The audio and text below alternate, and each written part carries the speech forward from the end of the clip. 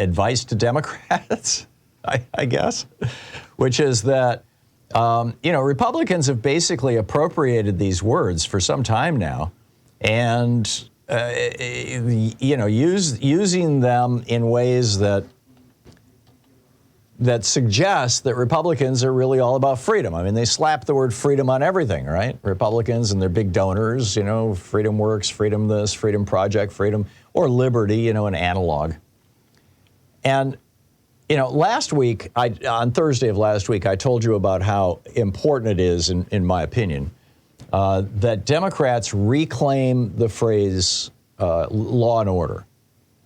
That, we look at the crime problem in the United States as something that we can solve by changing the way that we do policing, going heavy on community policing as opposed to just cops driving around in cars, hiring police officers who are not racist and basically breaking the backs of some of these police confidence operations, these the so-called unions, and at the same time dealing with the problems of homelessness and drug addiction.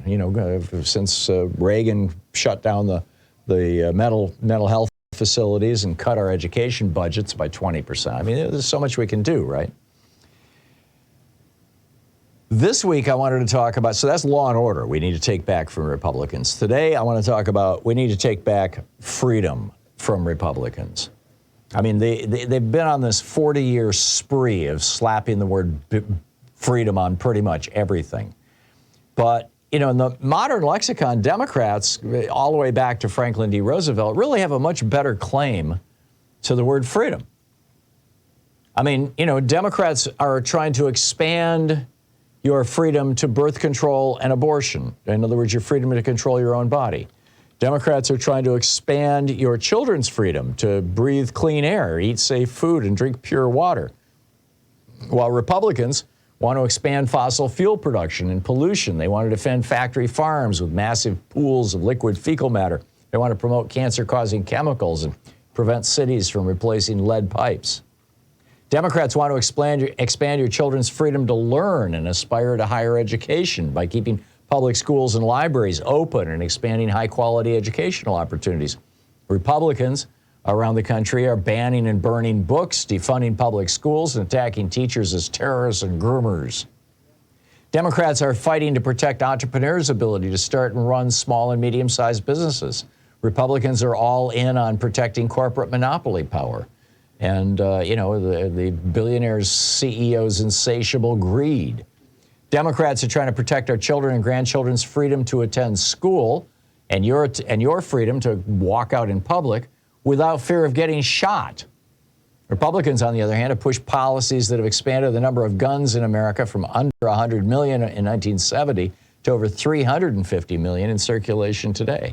We are literally the only country in the world where we daily traumatize our children with active shooter drills and where guns, bullets, are the leading cause of death among children. Democrats are working to expand everyday health care so Americans can have the freedom to stay healthy without going broke. Meanwhile, Republicans are pushing the Medicare Advantage privatization scam. They're backstopping Big Pharma and their rip-off pricing. A drug lobbyist, for example, just became Mike Johnson's chief policy advisor. And they fight every effort to expand Medicaid and veterans' health benefits. Democrats have worked for generations to give young people the freedom to access affordable college without student debt. Ever since Reagan ended free college in California and gutted federal education budget by 20%, the Republicans have championed themselves as leading the interests of student loan bankers instead of the students, going so far as to sue Biden before the Supreme Court to stop his efforts to forgive billions in student debt. Democrats support freedom of religion as well as freedom from religion. Republicans want to reinvent America as a Christo-fascist nation, forcing all American children to say prayers in school and legalizing discrimination against non-Christians and people like those in the queer community who the GOP bigots cynically say don't follow Christian values. Democrats champion net neutrality, which would return to you the pre-Trump freedom to browse the internet and use your email with complete privacy. Republicans, on the other hand, are fighting for foreign governments and the internet's giant companies to write that Trump gave them on June 11th, 2018, to continuously spy on you, record every website you visit, read every email you send or receive, and then sell that information to the highest bidder. Democrats want you to have the freedom to vote your conscience in free and fair elections. Republicans push red state gerrymandering, voter roll purges, long lines on election day, and successfully challenged millions of mail-in ballots in the past couple of elections by saying, oh, those signatures don't quite match. Democrats want Americans' veterans to have the freedom to recover from their wounds and live normal, decent lives. Republicans repeatedly vote against veterans. Steve Scalise, the number 2 guy in the House, the number 2 Republican in the House, quote, this is from Jeff Tiedrich's Substack newsletter, quote, voted against the VA Employee Fairness Act, the Veterans Service Recognition Act, the PACT Act twice, the Equal Access to Contraception for Veterans Act, and the Ensuring Veterans Smooth Transition Act. Jim Jordan voted against the PACT Act, the Food Security for All Veterans Act, the Veterans Service Recognition Act, and the VA Employee Fairness Act. Lauren Boebert voted against veterans 15 times in her first year in Congress. This now that Republicans are following Trump, who calls veterans losers and suckers, this has become the policy of the Republican Party. Screw the veterans. Republicans explicitly support democracies around the world that embrace and defend freedom. Republicans, on the other hand, are following the lead of Trump, embracing Putin, Kim, and the dictator of Saudi Arabia. They're trying to gut the UN, gut NATO, and hand Ukraine over to Russian fascists. How did we get to this point? When did the GOP become the party of basically in-your-face, aggressive government sticking its nose into every aspect of your business? Back when Reagan came into power in 1981, the Republican Party was seen correctly as the party of big business and billionaires. And Reagan wanted to change that. They brought in the billionaires who controlled the Republican Party in 1981, brought in these marketing and brand specialists and said, we've got to rebrand the Republican Party. I mean, after all, the Democrats were beloved in 1981.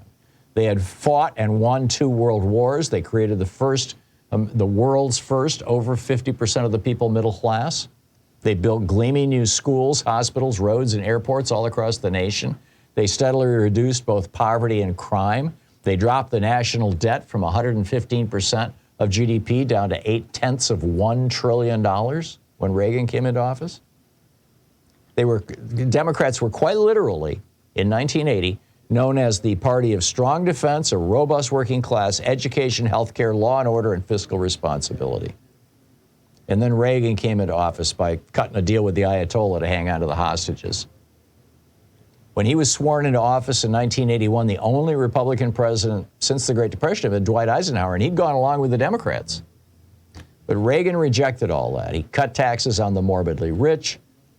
He went out to war with America's unions. He drove up the deficit as much as he could.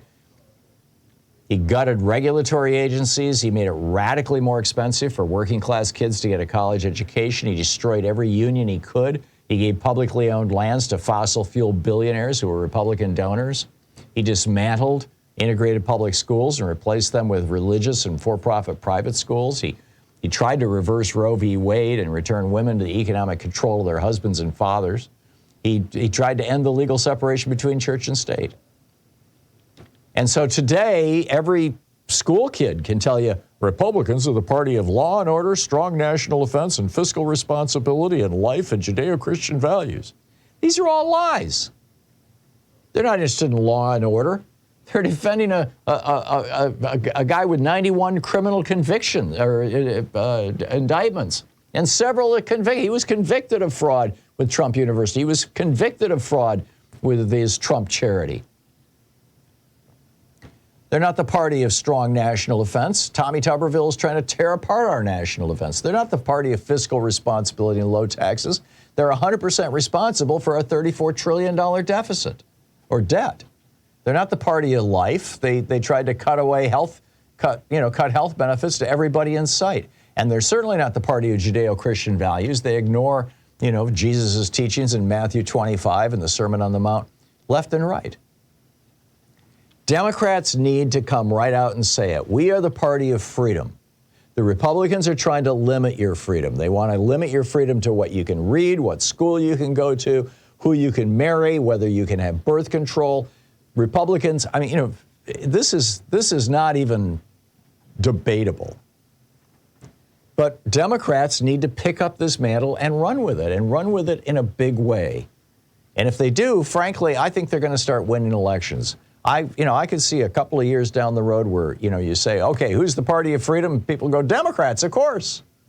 Because they are. I mean, it's just that simple. Meanwhile, Donald Trump has crossed the line with his Nazi talk. And a D.C. insider is talking about Trump building right now, as we're speaking, an army of 50,000 people who are going to descend on Washington, D.C. the minute he's sworn in, if he becomes president, to institute a brand new fascist America, a brand new country.